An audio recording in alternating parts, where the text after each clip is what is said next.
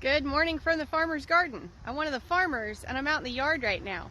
This morning I'm going to let Brandon take over the channel. He's going to talk to y'all about tillage and why it's important for a lot of what we do. There's a lot of misinformation out there about tillage and how tilling is always bad for the soil. And while there are certainly places that can get away without tilling, there are also places that really desperately need that tilling.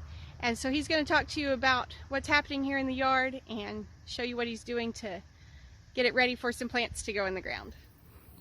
Okay, so I'm going to do the video today like Bethany just told you. When I was a consultant, whoa, nearly busted it there. When I was a consultant, one of my big things that I would always tell my producers is you have got to till. You've got to rip this soil. You don't have to do it every year, but you got to do it at least every once in a while. And the reason for that is compaction. Now we're here, there's the greenhouse. We're right here on the back side of the greenhouse. And you can see I've already done just a little bit of plowing to try to loosen it up. And I'll show you here in a little bit what I'm using and how deep I'm running it and everything like that. But this place has not had any cattle grazing it. It's not a major traffic drive spot. Basically what's all led to this has just been rainfall. And, you know, in East Texas, we get an average of about 35 to 40 inches of rain a year. And it can be a real problem. And this, even in this sand, I mean, this is real sandy ground. This is not your heavy clays or anything like that. So I'm going to turn this camera around and I'm going to show you some of the reasons why I plowed it and what it looks like.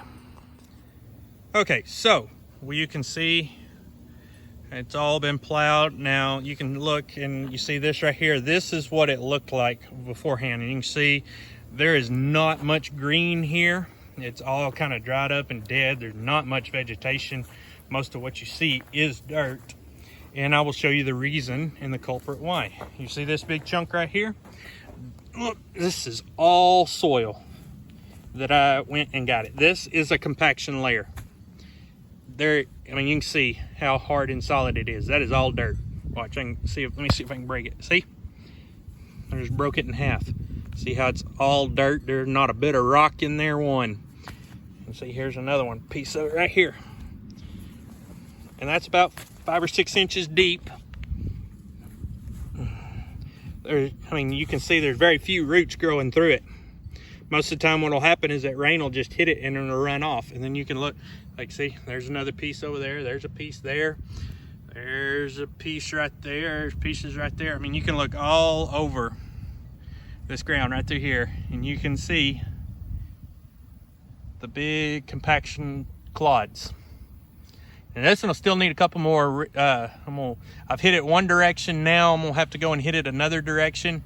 And you're saying, well, you know, it's dry, so that's what's causing it. Well, no, not really, because if you can see, let me come right over here. Right over here is a pile of dirt that I piled up when I had leveled out the greenhouse. And so I leveled it back out, and that's what sand looks like when it's dry. It's soft, it's fluffy, you can't hardly walk in it, it gets in your shoes, it's just a mess. It is not these big old rocks that are in it. Okay, so this is what I am using. So these are two 30-inch shanks. They're a heavy hunk of steel. They're about, I want to say, ½ inch thick. And I have got some little sweeps stuck to the bottom of it because I want to try to stir up that ground as much as possible. And you can see, like, they've all gotten, I don't know if you can see that real well. They're all nice and shiny from all the moving of the dirt. And you can kind of see that dirt line. I've been only running it about that deep. So that is probably about, I don't know, I want to say about 12 inches or so. So I'd kind of like to get it deeper, but I'm running into problems where it'll catch and I'm having to pull it up. These two shanks is about all this little 40 horsepower tractor can do.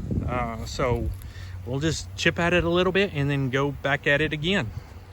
All right, so what I'm gonna do next is I am going to hop back on the tractor and I'm gonna get back out here and I am going to go in the opposite direction. So before, as you can tell, I was running this way. So what I'm gonna do next is I'm gonna go and turn catty corner and I'm gonna run across it this way multiple times and get it all, see if I can't break it up. we'll do that, and then I'll break out just a field cultivator and run it through there and try to level and smooth it all up so we can put some more beds in. All right, so I went through and did my second pass on with the ripper, and then came back in with just kind of like a field cultivator. And I don't know if you can see, it's a little bit better. It still needs some work. It needs some water on it. So here, let me stop and flip this thing around so that y'all can see. All right, so it is looking better. I mean, well, that's the spot where I took out the dirt, but as you can see right here is where I was focusing a lot of my clumps were. And it's looking better. So like I said, still needs a little bit of work.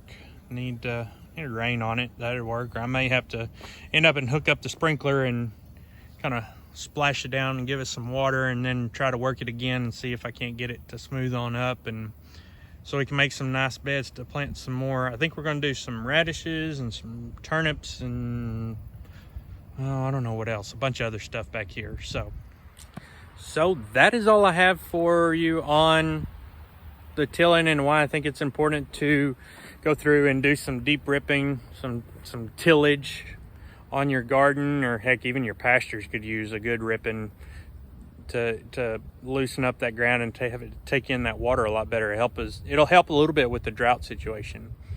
Thanks for stopping by, and come back when you can stay longer.